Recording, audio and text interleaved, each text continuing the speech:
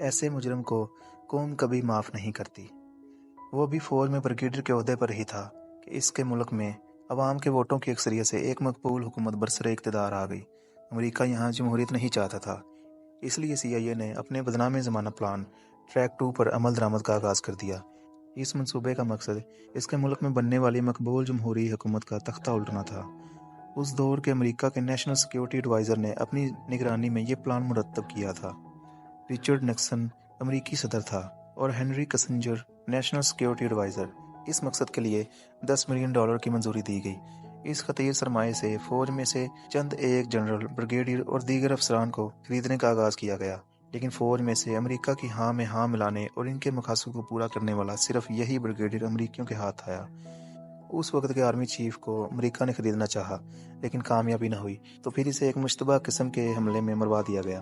امریکیوں نے ایک پلان کے تحت اس بریگیڈیئر کو جمہوری حقاؤں کی آنکھ کا تارا بننے کے لیے کہا۔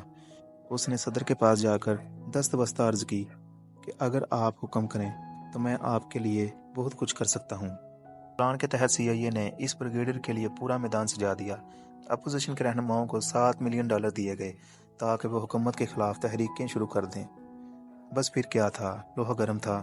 اس بریگیڈیئر نے دارالحکومت میں چلنے والی اس تحریک کو فوجی طاقت سے کچل کر جمہوری صدر کا مکمل اعتماد حاصل کر لیا۔ اس کے نتیجے میں اسے 23 اگست 1973 کو آرمی چیف بنا دیا گیا۔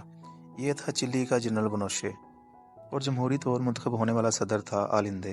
لیکن آرمی چیف بننے کے ٹھیک 18 دن بعد یعنی 11 ستمبر کو اس نے اپنے موسم صدر کے محل پر فوج کے ساتھ چڑھائی کر کے قبضہ کر لیا۔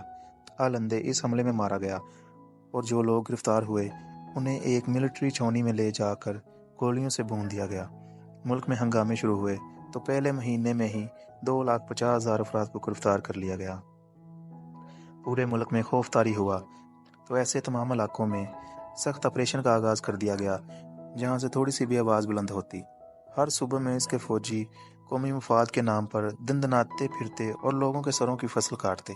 شہر در شہر ہونے والے فوجی آپریشنز میں 3,500 سے زیادہ لوگ مارے گئے اور 80,000 سے زیادہ لوگوں کو بغیر کوئی مقدمہ چلائے تشدد کا نشانہ بنایا گیا۔ ان پر اس قدر تشدد ہوا کہ انہیں جسمانی اور ذہنی طور پر معذور بنا دیا گیا۔ بے شمار لوگوں کو طویل مدت کے لیے قید خانوں کی نذر کر دیا گیا۔ جس دوران یہ ظلم تشدد ہو رہا تھا، پنوشے نے اپنے اقتدار کو آئینی حیثیت دینے کے لیے ملک بھر میں ایک جعلی ریفرنڈم کرایا اور اس کے ذریعے ایک نیا آئین بنانے یا پرانے آئین میں وسیع تر ترامیم کرنے کا اختیار حاصل کر لیا۔ وہ تکبر کے لہجے میں کہا کرتا تھا کہ اس ملک میں ایک پتا بھی میرے حکم کے بغیر حرکت نہیں کر سکتا۔ اس نے مقبول ترین جمہوری رہنماؤں کے مقابلے میں امریکی سرمایے سے اپنی ایک الگ سیاسی جماعت بنائی۔ اس جماعت کو CIA اور ملک کی فوج کی بھرپور حمایت حاصل تھی۔ اس پارٹی کے سیاستدان بھی عجیب تھے۔ ایک جعلی قسم کے الیکشن سے اسمبلی کے ممبران بنے اور خود کو بے شرمی اور ڈٹائی سے جمہوری رہنما اور منتخب نمائندے کہلاتے تھے۔ حالانکہ ان سب کی حالت یہ تھی کہ جنرل پنوشے کے سامنے بات کرتے ہوئے بھی ان کی جان جاتی تھی۔ اس نے ملک کے قیمتی ترین اثاثے اونے پونے داموں عالمی ملٹی نیشنل کمپنیوں کے ہاتھوں فروخت کر دیے۔ اس فروخت سے اچانک بہت سا مال مل گیا اور ملک میں وقتی طور پر خوشحالی آ گئی، لیکن صرف 1 سال کے تھوڑے سے عرصے کے بعد چلی میں غربت اپنی انتہا کو چھونے لگی۔ ملکی اثاثے بیچنے سے چند لوگ امیر ہو گئے، لیکن باقی عوام تو 2 وقت کی روٹی کی بھی محتاج ہو گئی۔ مگر ان بدترین حالات کے باوجود پنوشے جب بھی گفتگو کرتا اپنی معاشی ترقی کی ڈینگیں ضرور مارتا۔ اسے حکومت کا حجم کم کرنے کا بھی جنون تھا۔ اس نے اپنے دور میں ڈاؤن سائزنگ کی پالیسی بنائی جس سے ہزاروں سرکاری ملازمین نوکریوں سے نکال دیے گئے۔ اس پر کئی بار قاتلانہ حملے ہوئے۔ 7 ستمبر 1986 کا حملہ سب سے بڑا تھا جس میں اس کے 5 باڈی گارڈ مارے گئے، لیکن وہ بچ گیا۔ اس کے بعد اس کا غصہ، جبر اور تشدد عروج پر آ گیا۔ ہزاروں کی تعداد میں لوگ تخریب کاری کے جرم میں پکڑے گئے۔ پنوشے وہ حکمران تھا جس کے دور میں دنیا نے پہلی دفعہ لوگوں کو لاپتہ کرنے کا تصور حقیقت بنتے دیکھا۔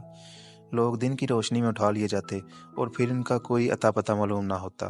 ان لاپتہ افراد کے پیارے ان کی تصویریں لیے چوکوں، چوراہوں اور سڑکوں پر در بدر آنسو بہاتے رہ جاتے۔ لیکن وقت بدلتا ہے۔ اس نے قوت اور طاقت کے نشے میں الیکشن کا اعلان کر دیا۔ 5 اکتوبر 1988 کے الیکشنوں میں عوام کی اکثریت نے پنوشے کے خلاف فیصلہ دیا۔ انتخاب کے نتیجے میں جو سیاستدان برسر اقتدار آئے وہ امریکہ، CIA اور فوج سے ڈرے پنوشے کے خلاف کارروائی نہیں کر رہے تھے۔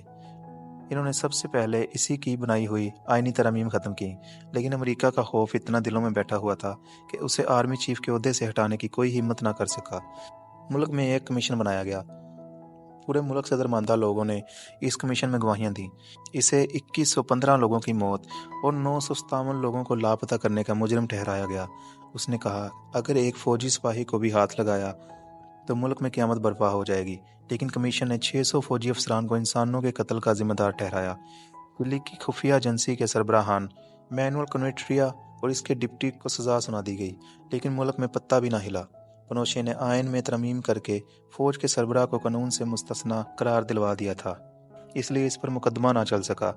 ایک امریکی بلا کو سر سے اتارنے کے لیے اسے 10 مارچ 1998 کو ریٹائرڈ کر کے تاحیات سینیٹر بنوا دیا گیا، لیکن عوام جن کے زخم ابھی تازہ تھے، جنہوں نے اپنے پیاروں پر ظلم ہوتے دیکھا تھا، ان کی لاشیں اٹھائی تھیں، جن کے پیاروں کے نام و نشان مٹا دیے گئے تھے، وہ بدنصیب لوگ کہاں صبر کرنے والے تھے۔ عوام نے پہلے سیاستدانوں کا گھیراؤ شروع کیا، وہ کچھ نہ کر سکے، تو پھر یہ بپھرے ہوئے لوگ عدالتوں کے دروازوں پر جا نکلے۔ پنوشے کے خلاف 3000 مختلف کیسز رجسٹرڈ ہوئے۔ لوگوں کا دباؤ سیاستدانوں کو مجبور کر گیا اور وہ اسے عدالت کے کٹہرے پر لے آئے۔ ایسے میں وہ امریکہ بھی اس کی مدد کو نہ آیا، جس کی خوشنودی کے لیے اس نے عوام پر ظلم ڈھائے تھے۔ وہ بھاگ کر امریکہ پہنچا تو اسے پناہ دینے سے انکار کر دیا گیا۔ یہی نہیں بلکہ اسے امریکہ سے برطانیہ جاتے ہوئے امریکہ نے ہی گرفتار کروا کے چلی کی جمہوری حکومت کے سپرد کر دیا۔ اس کا مقدمہ ایک طویل روداد ہے۔ یہ کہانی نہ صرف اس کے جرائم تک محدود ہے، بلکہ اس کے ساتھ ان فوجی افسران اور سیاسی گماشتوں کی بھی عبرت کی داستان ہے جنہوں نے ظلم، تشدد اور جبر میں اس کا ساتھ دیا تھا۔ وہ اسی مقدمے کی سماعت کے دوران حرکت قلب بند ہونے سے انتقال کر گیا۔ اس کی موت پر لوگ دیوانہ وار سڑکوں پر نکل آئے، خوشی کے نعرے بلند ہوئے۔ اس کے چند وفادار سیاسی یتیم اس کا جنازہ اٹھا کر باہر لائے۔ جس فوجی جرنیل کو قتل کر کے وہ آرمی چیف بنا تھا، اس کے پوتے نے اس کے تابوت پر تھوکا۔ پولیس نے جلدی سے اسے پیچھے ہٹایا اور پھر تیزی سے اسے دفن کر دیا گیا۔ اسے کسی قسم کا سرکاری اعزاز تک نہ دیا گیا۔ یہ کہانی نہیں، آج کے دور کا ایک جیتا جاگتا واقعہ ہے۔ وہ عبرت کی داستان کے طور پر 11 دسمبر 2006 کو دفن کیا گیا۔ اس کی موت زندہ قوموں کی تاریخ کا ایک روشن اصول ہے جو چلی کی زندہ، غیور اور باغیرت قوم متعین کر گئی کہ کسی ایسے شخص کو جو پوری قوم کا مجرم ہو، جس کے ظلم سے بستیوں میں خوف پھیلا ہو، جس کے تشدد سے گھرانے برباد ہوئے ہوں، اس کے جرم کو معاف کرنے کا اختیار کسی منتخب حکمران، سیاسی لیڈر یا فوجی سربراہ کو بھی حاصل نہیں ہے۔ ایسا شخص پوری قوم کا مجرم ہوتا ہے، اسے قوم کبھی معاف نہیں کیا کرتی، اس لیے کہ مرنے والوں کی چیخیں اور لاپتہ ہونے والوں کی روحیں اور پیچھے رہ جانے والے خاندانوں کی بد دعائیں لوگوں کو ایسا نہیں کرنے دیتی۔